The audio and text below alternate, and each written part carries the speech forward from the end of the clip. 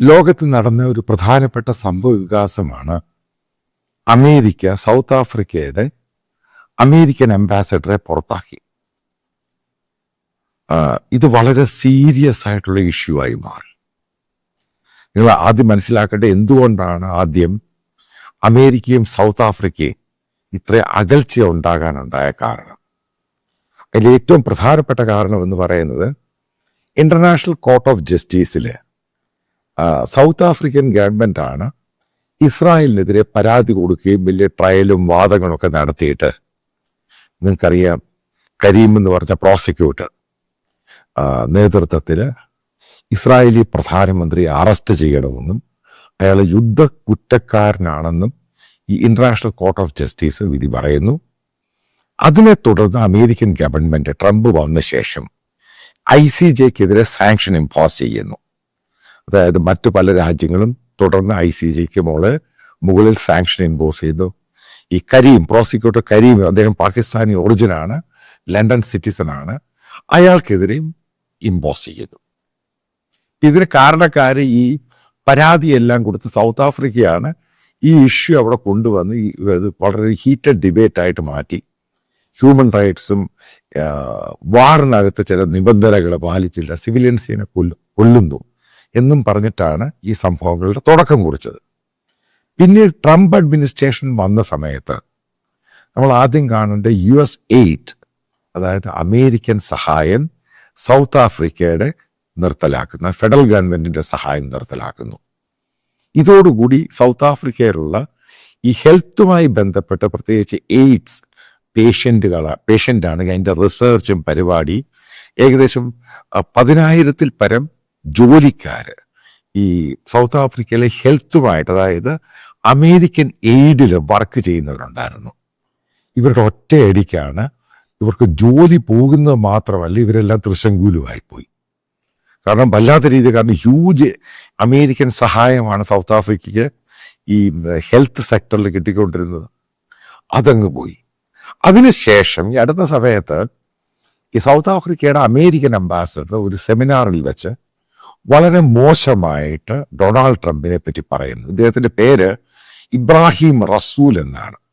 ഇപ്പം ഇദ്ദേഹം വളരെ തീർത്ത് ഗാസയോടും പാലസ്തീനോടും ഇസ്രായേലിനെതിരെ വളരെ മോശമായിട്ട് പല സംഭാഷണങ്ങളും പല സെമിനാറും പത്രസമ്മേളനവും ഒക്കെ അമേരിക്കയിലും വാഷിങ്ടണിലും നടത്തിയിട്ടുണ്ട്. പക്ഷെ ഈ അടുത്ത സമയത്ത് ഇയാൾ ഒരു സ്റ്റേറ്റ്മെന്റ് വാങ്ങി. അമേരിക്കൻ പ്രസിഡന്റ് ഒരു വൈറ്റ് സൂപ്രമസി, വെള്ളക്കാരുടെ ആളാണ്, കറുത്ത വർഗ്ഗക്കാരെ ഇയാൾക്ക് കണ്ടുകൂടാ. ഇയാൾ വെള്ളക്കാരെ ഉയർത്താൻ വേണ്ടി വന്ന ഒരു അമേരിക്കൻ പ്രസിഡന്റാണെന്ന് ഇയാൾ കയറി ഒരു സെമിനാറിൽ കയറി പറഞ്ഞു. ഇത് അമേരിക്കയെ വല്ലാതെ പ്രകോപിപ്പിച്ചു. ശരിക്കും കാരണം ഒന്നാമത് ആ ഇസ്രായേൽ ഇഷ്യൂവിൽ ഉടക്കി നിൽക്കുവാണ്. ഇതും കൂടെ വന്നു കഴിഞ്ഞപ്പോഴത്തേക്ക് സൗത്ത് ആഫ്രിക്കയ്ക്കെതിരെ അമേരിക്ക കർശനമായ നിർദ്ദേശം എടുത്തു. അപ്പൊ ആദ്യം അറിയാൻ കഴിയുന്ന ഇയാളെ പുറത്താക്കി ജോഹനാസ്ബർഗിലുള്ള അമേരിക്കൻ കോൺസുലേറ്റ് നിർത്താൻ പോവുകയാണെന്ന് പറയുന്നു. പിന്നീട് അറിയാൻ സാധിക്കുന്നത് അമേരിക്കൻ പത്രങ്ങളിൽ നിന്നാണ് സൗത്ത് ആഫ്രിക്കയ്ക്കെതിരെ ടാരിഫ് 25% സ്റ്റീലിന്റെ ടാരിഫ് ഓൾറെഡി കൊണ്ടുവന്നിട്ടുണ്ട്. അത് ഏപ്രിൽ 1 മുതൽ അത് പ്രാബല്യത്തിൽ വരികയാണ്.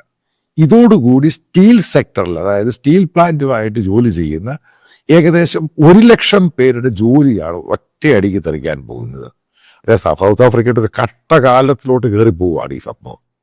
100,000 പേർക്ക് ഒറ്റയടിക്ക് സൗത്ത് ആഫ്രിക്കയിൽ സ്റ്റീൽ ഇൻഡസ്ട്രിയുമായിട്ട് ജോലി ചെയ്യുന്ന ലേബർ ആണെങ്കിലും മറ്റുള്ള ആൾക്കാരുടെയും ജോലി തെറിക്കുക മാത്രമല്ല, അതുമായി ബന്ധപ്പെട്ട ഓട്ടോമൊബൈൽ ഇൻഡസ്ട്രി ഉണ്ട്. അത് ഓട്ടോമൊബൈൽ ഈ സ്പെയർ പാർട്സ് ഒക്കെ ഉണ്ടാക്കുന്ന പല ആൾക്കാരുണ്ട്, കമ്പനികളുണ്ട്. അവർക്കും ഇത് ബാധകമാക്കാൻ പോവുകയാണ്. ഇനി അറിയാൻ സാധിക്കുന്ന അമേരിക്ക അവിടെ എക്കണോമിക് സാങ്ഷൻ ഈ രാജ്യത്തിന്റെ മേളിൽ കൊണ്ടുവരാൻ ഉദ്ദേശിക്കുക. ഇതും കൂടെ വന്നു കഴിഞ്ഞാൽ $14.5 ബില്യൺ സൗത്ത് ആഫ്രിക്ക എല്ലാ വർഷവും അമേരിക്കയിലോട്ട് കയറ്റുമതി ചെയ്യുന്നത്.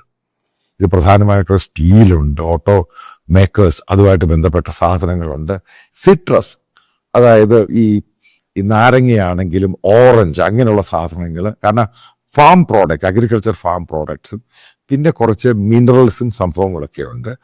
ഇത് ബ്ലോക്കായി കഴിഞ്ഞാൽ സൗത്ത് ആഫ്രിക്കയുടെ എക്കോണമി തകർന്നു പോകും. ഒന്നാമത് നിങ്ങൾ മനസ്സിലാക്കേണ്ട ഈ ഗ്രാഫിക്സ് നോക്കി നിങ്ങൾക്ക് മനസ്സിലാകും. അവിടുത്തെ അൺഎംപ്ലോയ്മെന്റ് എന്ന് പറയുന്നത് 39% ഇപ്പോഴും. അതായത് വല്ലാതെ കൂടിക്കൊണ്ടിരിക്കുകയാണ്. ചെറിയ രീതിയിലൊന്ന് കുറഞ്ഞ് വീണ്ടും കൂടി. ഒരു ഭാഗത്ത് അൺഎംപ്ലോയ്മെന്റ് ഭയങ്കരമായിട്ട് കൂടുന്നു. South African government highly corrupted government ആണ്. ഏകദേശം 17 ലക്ഷത്തോളം ഇന്ത്യൻ ഒറിജിൻസ് ഉണ്ട് സൗത്ത് ആഫ്രിക്കയിൽ. എൻ്റെ ഇഷ്ടംപോലെ മലയാളികളുണ്ട്. കാരണം എനിക്കറിയാവുന്ന ഒരു മലയാളി സുഹൃത്തുക്കളുണ്ട് ഡർബനിലൊക്കെ താമസിക്കുന്നു. ഇവരുടെയൊക്കെ ലൈഫ് ഈ സൗത്ത് ആഫ്രിക്കൻ ഗവൺമെന്റിന്റെ ഈ നിലപാട് കൊണ്ട് ലൈഫ് വളരെ ദുഷ്കരമാകുമെന്നുള്ള ലക്ഷണമാണ് കാണാൻ സാധിക്കുന്നത്.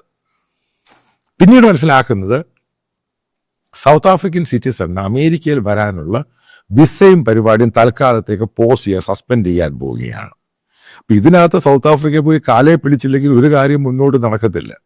ഈ 14.5 billion South African export block ആകുമ്പോഴേ ഏറ്റവും പ്രധാനപ്പെട്ട പോയിന്റ് നിങ്ങൾ മനസ്സിലാക്കേണ്ടത് എക്കണോമിക് സാങ്ഷൻ ഉണ്ടാവുകയാണെങ്കിൽ അവിടെ ഏകദേശം 2025-26 ഏകദേശം 3 ലക്ഷം പേർക്കാണ് തൊഴിൽ പോകുന്നത്.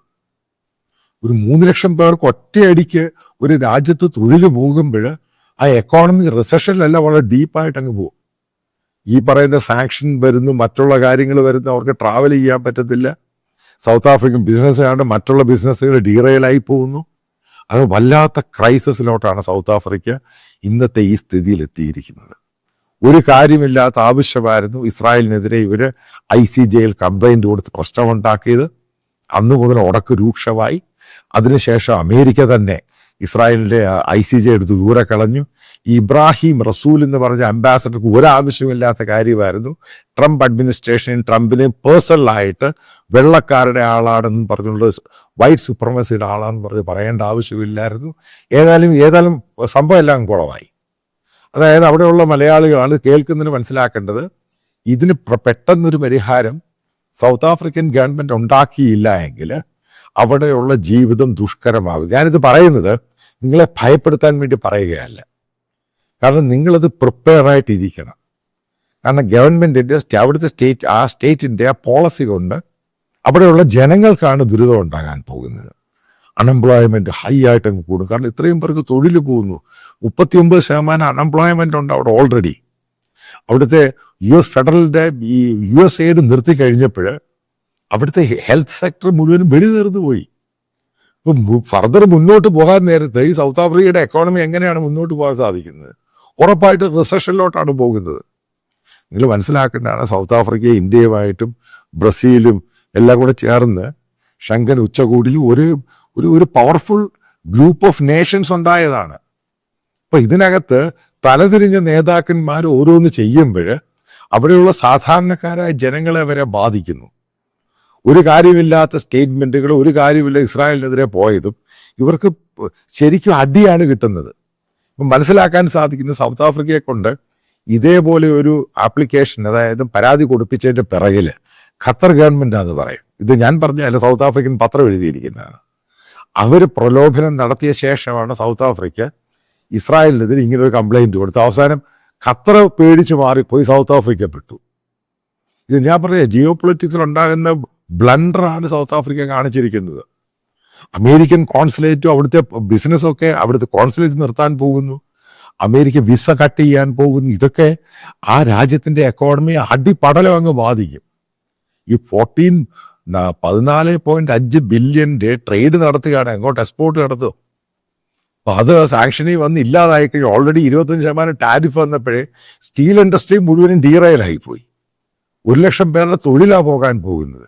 മനസ്സിലാക്കിയിരിക്കുക, ഈ ഒരു പോക്കാണെങ്കിൽ സൗത്ത് ആഫ്രിക്കയിൽ കേൾക്കുന്ന മലയാളികൾ ലൈഫ് അങ്ങോട്ടും ഫർദർ ഒരു പ്രത്യേക ഒരു രീതിയിൽ ഇതിനൊരു പരിഹാരം ഉണ്ടായില്ല എങ്കിൽ സൗത്ത് ആഫ്രിക്കയുടെ ലൈഫ് വളരെ ക്രൈസിസിലായിരിക്കും. കാരണം ഫർദർ ഉണ്ടാകാൻ പോകുന്നത് അവിടെ ഇൻവെസ്റ്റ്മെൻറ്റ് ഉണ്ടാകത്തില്ല. ഫർദർ ആരും ഒന്നും ഇൻവെസ്റ്റ് ചെയ്യാൻ വരത്തില്ല. അതുമല്ല അവരുടെ അങ്ങോട്ടുള്ള ട്രാവൽ പോലും കയറി ബാൻ ചെയ്ത് കളയും. ഫർദറായിട്ട് ചില എയർലൈൻസ് പോലും അങ്ങോട്ട് ട്രാവൽ ചെയ്യാത്ത രീതിയിലാവും. ഈ ഒരു ക്രൈസിസിലോട്ടാണ് സൗത്ത് ആഫ്രിക്കയെ കൊണ്ട് എത്തിച്ചിരിക്കുന്നത്. അവിടുത്തെ സൗത്ത് ആഫ്രിക്കയുടെ അമേരിക്കൻ അംബാസഡർ ഇബ്രാഹിം റസൂൽ പറഞ്ഞ മണ്ടത്തരം, അതിനവിടുത്തെ ഓരോ ജനതയും ഇപ്പം വില കൊടുക്കേണ്ട സ്ഥിതിയിലോട്ടാണ് വന്നിരിക്കുന്നത്. ഈ പറയുന്നത് ഒരു റിക്വസ്റ്റാണ്, പക്ഷേ ഇത് മാൻഡേറ്ററി അല്ല. ഈ ചാനൽ പൂർണ്ണമായിട്ടും ഫ്രീ ആയിരിക്കും. പക്ഷെ നിങ്ങൾക്കറിയാം ഈ യൂട്യൂബ് ഗൂഗിളിൽ നിന്ന് കിട്ടുന്നത് അത് ഒരു പരിധി വരെ അതിനകത്ത് ഇതിൻ്റെ എക്സ്പെൻസുമായിട്ട് കമ്പയർ ചെയ്യാൻ പറ്റുകയുള്ളൂ. അപ്പം ഇതിൻ്റെ താഴെ ഇതിൻ്റെ കമൻറ്റ് ബോക്സിൽ ഇപ്പം ബാങ്ക് ഡീറ്റെയിൽസും കറണ്ട് അക്കൗണ്ടാണ് പിൻ ചെയ്തിട്ടുണ്ട്. പിന്നെ വീഡിയോയിൽ ഇതിൻ്റെ സ്കാനറുണ്ട്. അപ്പം നിങ്ങൾക്ക് താല്പര്യമുള്ളവർക്ക് അത് കോൺട്രിബ്യൂട്ട് ചെയ്യാം. മേക്ക് ഇറ്റ് ക്ലിയർ, ഇത് കംപ്ലീറ്റ്ലി ഫ്രീ ആയിരിക്കും. കുറച്ച് എക്സ്പാൻഷൻ പ്ലാനുകളൊക്കെ ഉണ്ട്. നല്ല മാൻ പവർ വേണം, കുറച്ച് കൂടുതൽ നല്ല ടെക്നോളജി വേണം. അതിനൊക്കെ സ്പെൻഡ് ചെയ്യണം. കാരണം ആൾക്കാരുടെ വ്യൂസ് കൂടുന്നുണ്ട്. നിങ്ങൾക്കറിയാം എനിക്ക് ഈ പറയുന്ന ഒരു വലിയ സബ്സ്ക്രിപ്ഷനൊന്നുമില്ല. സഹകരിക്കാൻ താല്പര്യമുള്ളവർക്ക് സഹകരിക്കാൻ. ഒരു കാരണവശാലും ഇത് നിർബന്ധമോ മാൻഡേറ്ററി അങ്ങനെ ഒന്നും തന്നെയല്ല. നിങ്ങൾക്ക് താല്പര്യമുള്ളത് മാത്രം വിശ്വസിക്കുന്ന നിങ്ങൾ ഇതിൽ കോൺട്രിബ്യൂട്ട് ചെയ്യുമെന്ന്.